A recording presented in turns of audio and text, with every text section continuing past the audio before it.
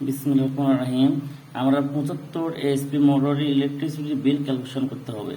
আমরা জানি 1 এসপি সমান 746 ওয়াট। তাহলে এখন ওই ওয়াটকে আমরা এসপি কে আমরা ওয়ার্ডে নিয়ন্ত্রণ করবো, অর্থাৎ 75 গুণন 746 ওয়াট সমান হয় 55,950 ওয়াট হয়।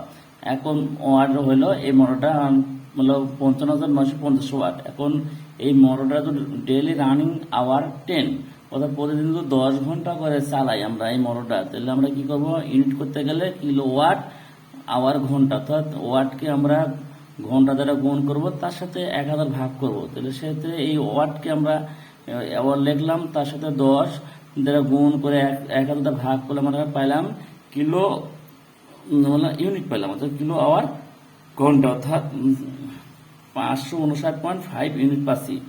এখন এটা হলো পার ডে হিসেব। এখন পার মান্থ ইউনিট যদি বাজারি, তাহলে পার ডে ইউনিট গুণন 30 দিয়ে মাস যেত, এই জন্য পার ডে ইউনিটের সাথে 30 গুণ করলাম। গুণ করার পর আমরা এই ইউনিটে পাইলাম, অর্থাৎ 16,785 ইউনিট পাইলাম।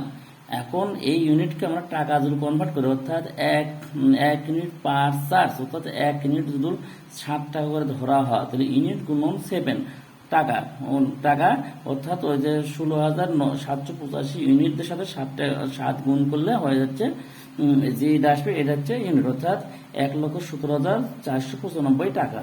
অর্থাৎ এই হলো টাকা, এটা হচ্ছে ইউনিট, এটা বিল। অর্থাৎ এই 75 এইচপি মোটর আমরা চালানোর পরে চালার পরে এইভাবে ক্যালকুলেশন করে ফলাফল পাইলাম কত হলো 1 লক্ষ। দৈনিক যদি 10 ঘন্টা করে চলে 30 দিন, তার কারেন্ট বিল আসে 75 ঘোড়ার মোটরে 1,17,495 টাকা। আল্লাহ হাফেজ। আমার ভিডিওটা সাবস্ক্রাইব করবেন। আল্লাহ হাফেজ।